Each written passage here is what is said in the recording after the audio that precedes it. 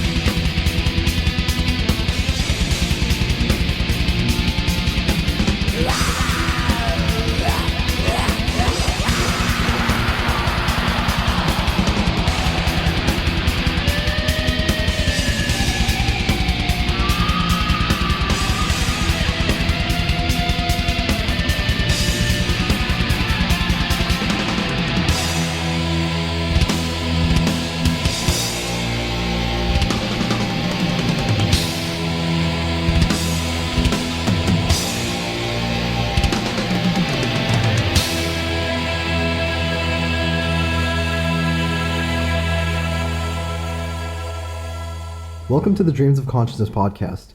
If you'd be so kind, would you mind introducing yourself? Hi, I'm Nornagest, vocalist and composer in a black metal band Enthroned. And Nornagest, in addition to black metal, how would you describe the music of Enthroned? Well, the main purpose why this band was created was to be a channel for the belief system of the band members. So, where we differ to a lot of bands, like music was never meant for entertainment from the original point of view. So this is a more like I said, a catalyst and of a very kind of extreme feelings that we have and our views. It can be extremely brutal, extremely emotional, but I would say not, of course, on the depressive side or anything like that. So it's a very intense, I would say. Not something that we would, when we compose a song, think like, oh, would be a good headbanging part or anything. Like we just, when we write songs, it's always what comes brutally from the inside. Like, if you see what I mean. It's a bit hard to explain like this because it's a Sure. like it's but it's yeah, that would be a good way to describe the band. We are more on the extreme side than anything else, I would say. In your approach to black metal, is it important that Enthroned's music is fast? No, not necessarily. The why we have so many, let's say, fast parts is because it reflects exactly what we wanted to express at that moment. But to me, middle-paced part or mid-tempo parts can be way more effective as well. On the last album, like you would see that, would hear that it's a bit more fast-forward because that's what the extremity of the lyrics and the feelings we wanted to express. They fit the best with that kind of approach. On the other hand, like the previous album was a bit more experimental, a bit more based on some atmospheres and everything because yeah, same thing, the message behind was more adapted to that kind of thing. So we always try to have the soundtrack for the lyrics, if I could put it that way, rather than writing just brutal lyrics and to make it aggressive or anything. That's not how we proceed. Can you tell me a little bit about how you got involved with Enthroned and what the black metal scene was like in Belgium at the time? Yeah, like it was, of course, totally different of what you can experience these days. The scene was more obscure, more dangerous, if I can say it that way. Dangerous how? When you say dangerous, what do you mean? Well, you needed to have a reason to play that kind of music, that kind of to play black metal. Like it comes from belief system or that satanic approach that we have. Back in the days, it was very different as today. Like you could say whatever you wanted, but you were aware that there were consequences if you were saying something to the wrong person the wrong way. Today, the only consequences you can get is crybabies that want to try to cancel you. Back in the days, it was more like canceling your life with a knife strike, or Yeah. a bullet between the eyes. So it was a totally different thing. And yeah, back in those days, like the people who were involved into the black metal scene were way younger than we are now, of course, and more extreme without thinking about necessarily the consequences of some things they would do. So, but keeping in mind that, that there was always repercussions in a way. But being that young, you don't always realize that this can happen. When you first joined Enthroned, it was as a guitarist, right? Yes, exactly. Like back in those days, I was playing in another band, and I met Sereninos, the founding member, drummer back then, and Sabatan, the previous vocalist, at the concert. And we started to talk, and we realized we had the same views and same opinions about a lot of things. And I was invited to come and try out to play guitars because they were looking for a second guitar player. So I went for the audition and got the job. So basically, that was it. So, and yeah, was delivering the goods ever since. What was it that you liked about Enthrone's music?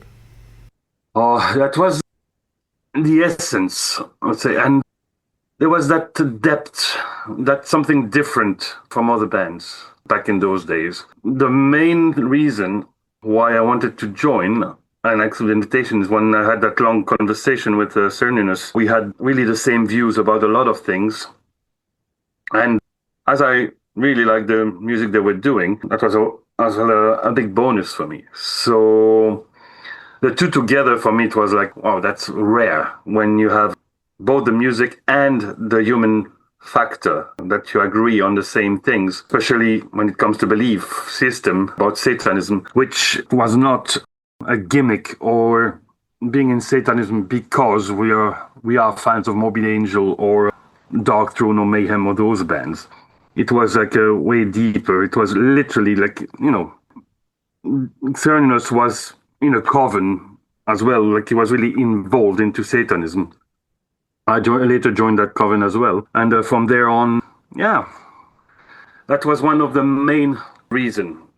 Are you still involved with the songwriting, even though you're not playing guitar on the recordings? Do you still contribute riffs and things like that? Yes, I still contributed to the composition in the band. Unfortunately, I cannot play live anymore, or even now recording albums. It's a problem due to my tendinitis. I have a really bad tendinitis. So if I can record, I will. But Right, yeah. I prefer to leave the job to somebody who doesn't have that problem. We save time, save everything. But if I can and we have the time, yeah, of course, I would always record something. But at the moment, I'm just limited to be able to compose, which is, regarding the situation, already, I am already happy with that. Some guitar players just have to completely, totally quit. So, yeah. In my bad luck, I still have luck, I can say, if I can say. Yeah. When you begin composing songs, do you start on the guitar, or do you have other methods to use other tools? Well, we always start with the lyrics. I want to know where we're going. The lyrics is the primordial thing in this band, and we build a song and music regarding these. Like for Ashspawn, for the new album, for example, we had a new guitar player, T Chaos. First thing he asked me when he joined the band was to get the lyrics. I was over the moon. The first time somebody asked me that in this band. So I was like, oh, finally, somebody who thinks like us. So he took each songs and composed the music for each lyrics. And it's exactly how I used to proceed for the band, for Enthroned. So that was refreshing to have that back. So first, lyrics, so we know where it goes, and then translation of those lyrics into music, and then put all the arrangement and the little finesse here and there, if I can call that like that, to make the song whole in the end. When you compose the lyrics, do you already have it in the structure of, like, say, verses and choruses, or is it more of like a free writing about your feelings and your philosophy? It actually really depends. Most of the time I just write down on paper what I want to express. And I can tell you it looks like a big pile of chaos there. It almost looked like a kid that did them. It's almost like automatic writing, if I can say it. Like if you would see the original, it's like what the fuck is going on here? But sometimes the chorus comes and the structure would come. It's rare, but it comes. But when I write, I already have in mind what I want to talk about, and I just let my mind go free. And then in the end, I just rearrange regarding this or that. If I feel like this part has to be repeated, I will repeat it. But the final layout of each song, lyric-wise, happened in the studio. Because when I'm recording, I want to give all that emotion. I relive the moment on what those lyrics are talking about. So, of course, some things are going to change here and there during the recording process. So, you'll have the final structure only after the album is actually recorded.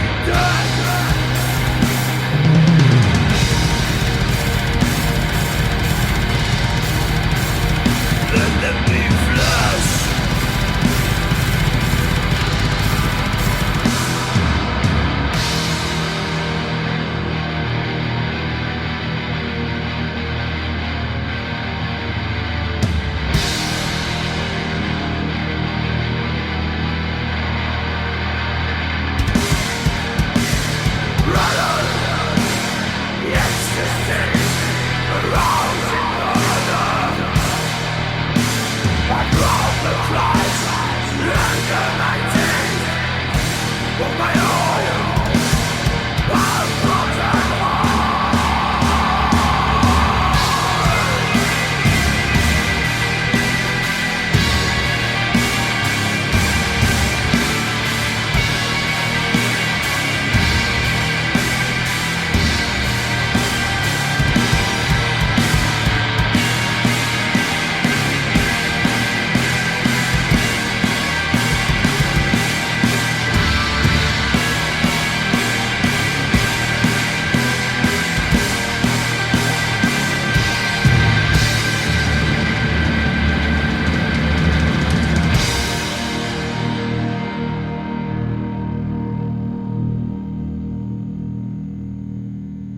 So, as you mentioned, Enthroned has a new album that will be coming out at the end of the week, as we're having this conversation, called Ashspawn, which will be released by Season of Mist.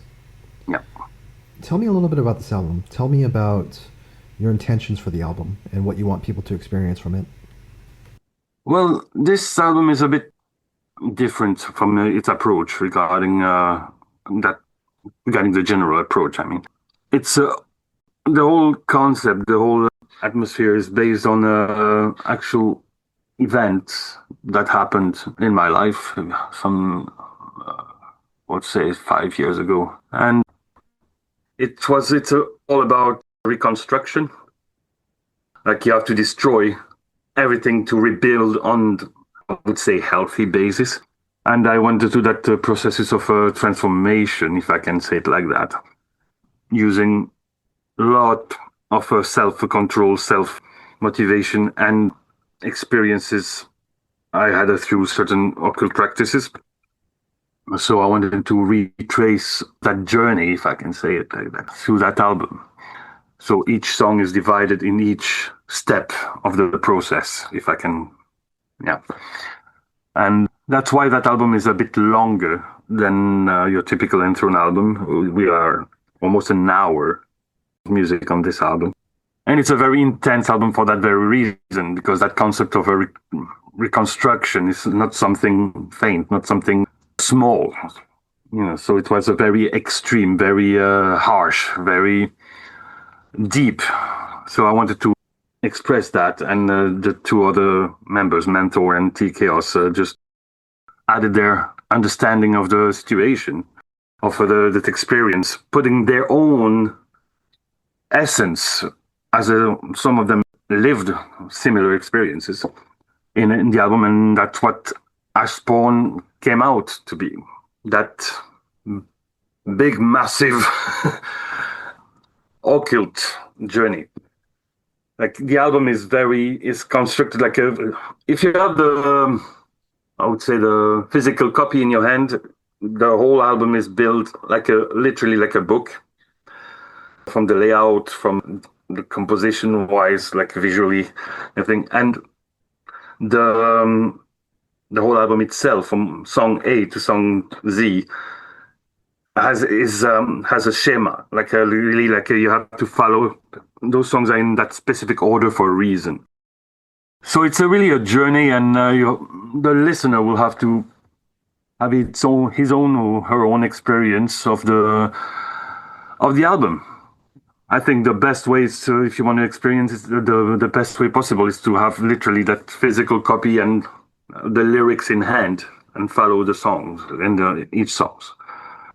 So, as you mentioned, this is the first album with T-Chaos, Thomas, performing. Yeah. How did Thomas become a full-time member of the band? Well, we knew each other for years.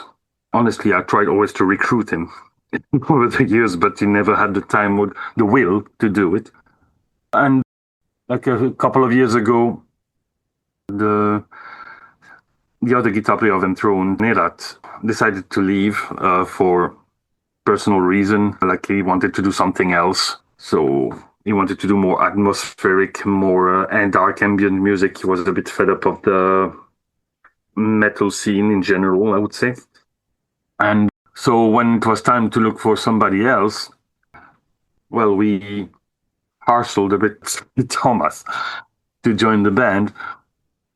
And yeah, that he said now it's the time. So that's how we joined the band, actually. So nothing extraordinary. That was I would say a fall consequences that brought us to this point, which makes me really, really happy. I always wanted to have that guy in the band, and now I finally got what I wanted. T-Chaos and Mentor, your drummer, have played in a band together before, right? Yeah, they play in Lucifer and Death Like Mass together. Okay.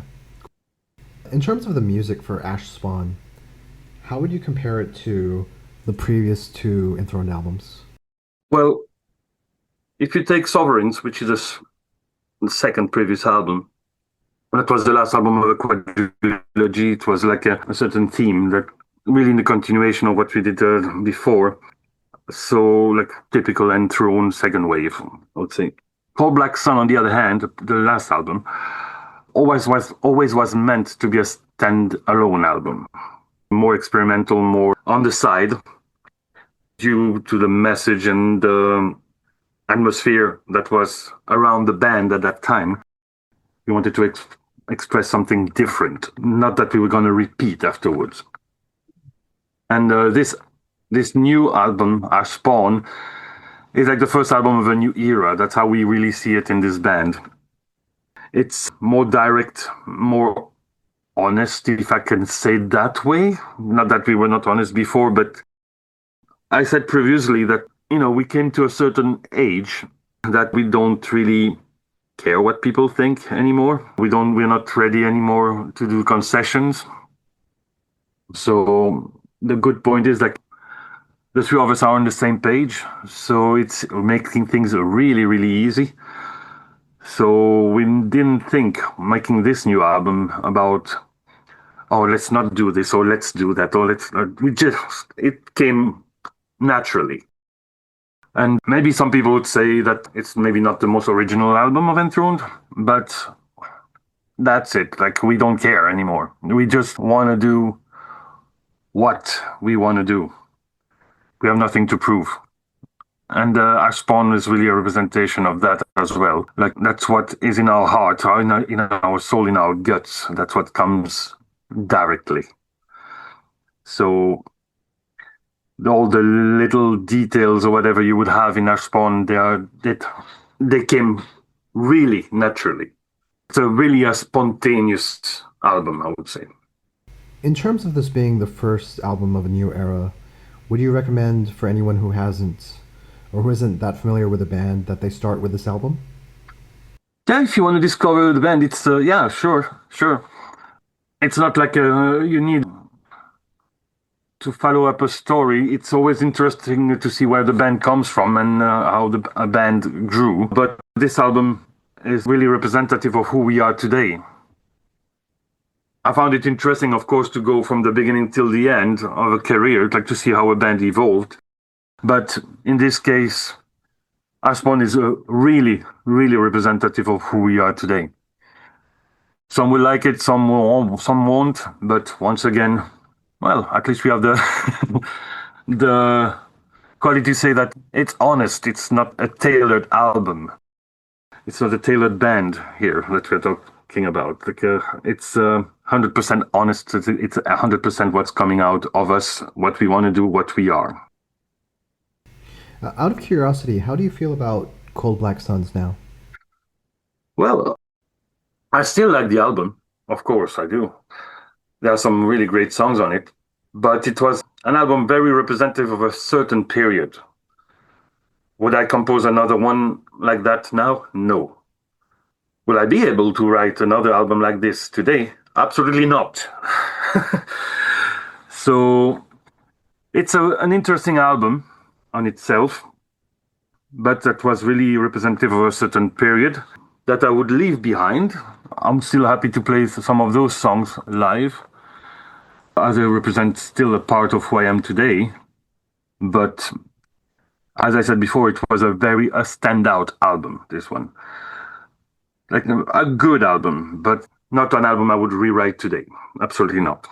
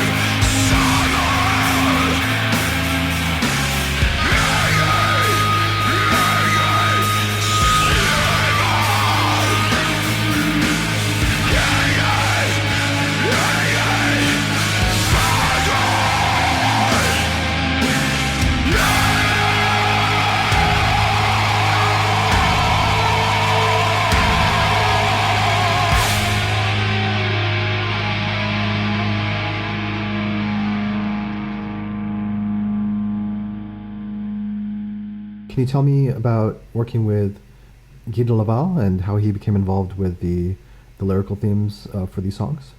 Yeah. The thing is, like, I think in the press it was misunderstood a lot, like, that Gilles wrote some lyrics. He did not, actually. He contributed to some magical parts for each song. So the whole story was, we were talking, him and I, and he lived a similar experience that are told in the lyrics. And we start to share a point of view and start to do some kind of magical work around those things. And the idea came that he would be involved designing sigils and magical equation and calculus for each song for this album. So he did that. He worked for 5 years on those sigils and on those calculus. And I asked him if he would do some kind of introductions for the album and each song, which are not sung on the proper music, but are featured in the CD. So I would say what he did really linked everything together. Everything is really tied together, where my lyrics were explicit but not necessarily clear for a third party. With his contribution, the person that's going to read everything that is in the booklet will understand now what I meant through the whole album. He's a writer, so I'm not. So I can only express my emotion, and he could just express some parts better than I could, in that matter of facts. So. I see. So the lyrics were already completed. He added something to the packaging and to the experience of listening to the album, something like that, right? Yeah, like a bit of, like some preface for each song, and yeah, like the magical work on each of those chapters, I would say, like this. Okay, I understand. Where did you guys end up recording this album? So we recorded the music in London at the Hive, which is a really, really good studio there, and Mentor took over the production.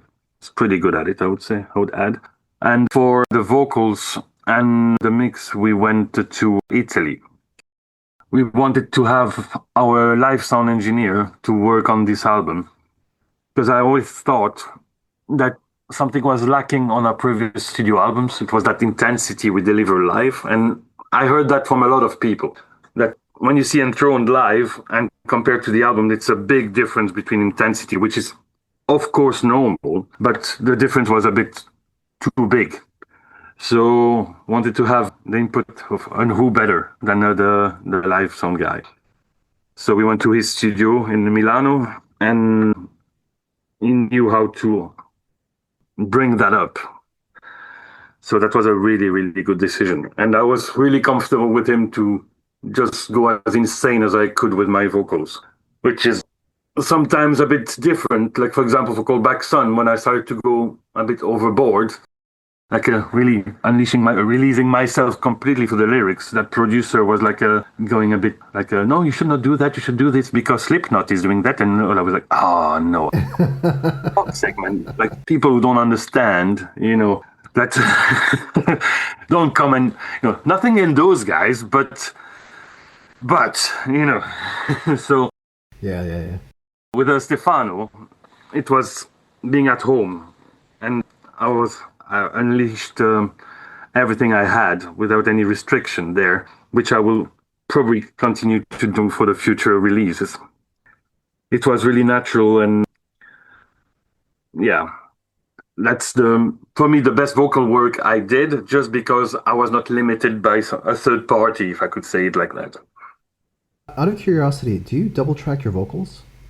No, like I do some I double track some parts, like we would say the backing vocals parts. But for this album, I did not do that so much. I had Thomas TK also doing some backing vocals. We wanted to keep it as we're going to do it live as possible. So On the other hand, I experimented with other type of vocals, so I use all my range that I could. And when you have two vocals together, that's just the backing vocals. That's not something that we will not be able to do live. Right. Yeah. Okay. Because yeah, for example, called Black Suns or Sovereigns, we had like that double tracking because the producer wanted that. And in the end, like we said, maybe it's a good idea. And in the end, we were like, nah, that's no. We would have to have two vocalists almost like live, which doesn't make sense. Right. So on this album, like yeah, when there are backing vocals, you will have them live as well. Was part of the intention for this album and working with Stefano to capture your live sound as much as possible? Yeah, that was totally the goal. That's why we wanted to work with him.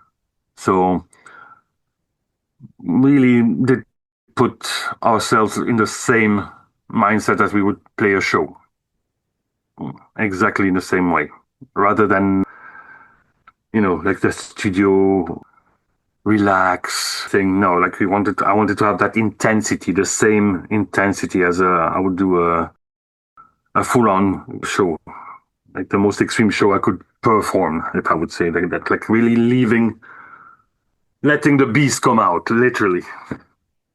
And what about Phil from The Hive, who mastered the album? How did he become involved with this, and what would you say he brought to the sound? Well, Phil is a close friend from a mentor, and mentor told us, like we should probably work with him for the mastering because that guy had unusual approach. So we were always thinking like it would be cool to have that analog approach to the album because we got a bit fed up when you hear new releases, they all sound the same. Like they all have that modern digital thing, and a lot of the soul is getting lost. And we miss that dynamic, that imperfection of human nature in the music. Like for example, when you hear an album like I will take a Covenant of Morbid Angel or Painkiller, Judas Priest. Although those albums are executed perfectly because those guys are incredible musicians, you have that feeling, that aura in those albums. Because there was still that human imperfection there and that analog approach. And that's what we wanted. And Phil was the guy if we wanted to have that. So that's why we worked with him. And I think he succeeded pretty well in this matter. So the album will be out at the end of the week. Yeah. Do you have any plans for tours or live appearances or festival appearances for 2026? We have a few festivals, one in Finland in March, then Darkest Metal meeting in Germany, in Belgium, and finally back to Norway as well in September at the Graveyard gig, which was the first ever black metal festival in Norway back in the early 90s, and they revived that since last year. So we have those dates planned for now, and then some which are still in negotiation. So I cannot say too much about it, but we are for now dealing maybe shows for Mexico and maybe Brazil and some other places like that. But one thing is for sure, the band is going to be a bit less present than we used to be in the live element, simply because, well, that's how we want it nowadays. So sure.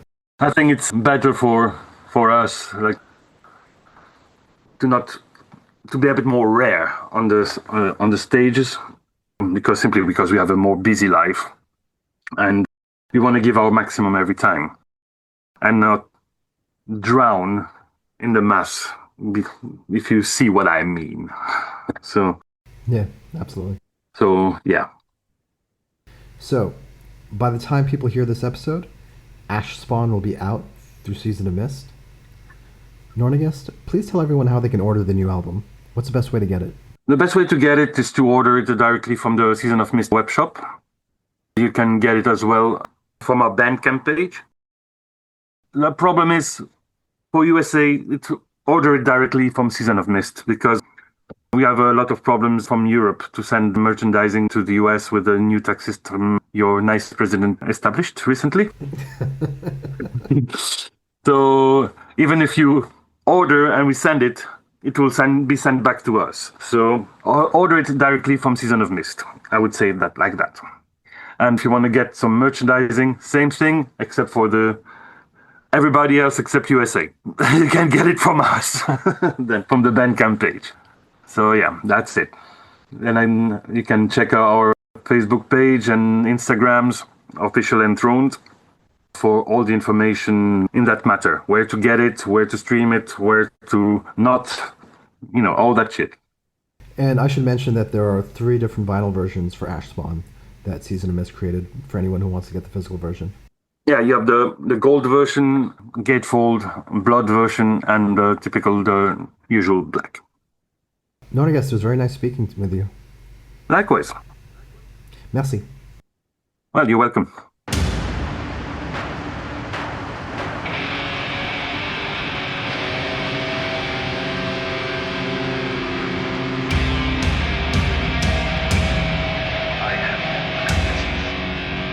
These crimes are not my crimes. We both know why I have been brought to trial, and we both know why I have been convicted. Come on! Witch! Heretic! A true sign of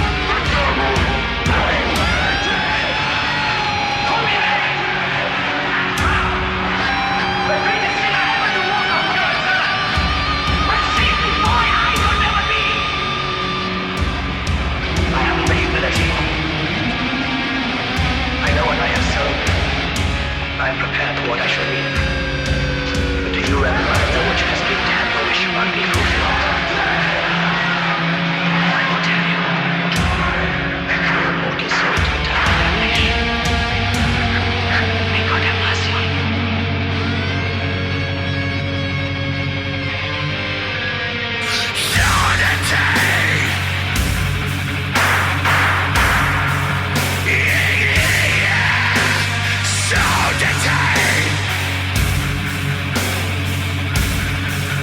I am the judge, I am the sin, the criminal of truth.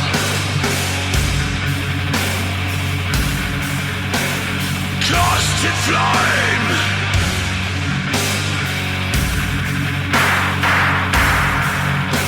accused and accused, we want and destroy.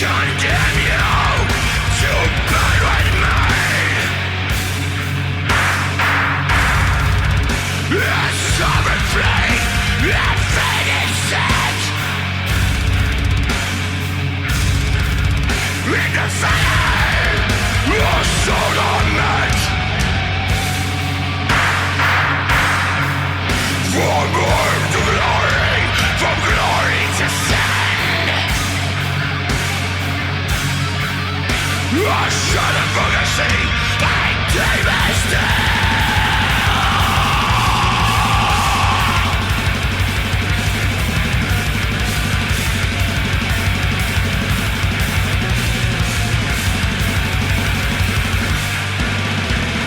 Flesh and stone, blood and dry.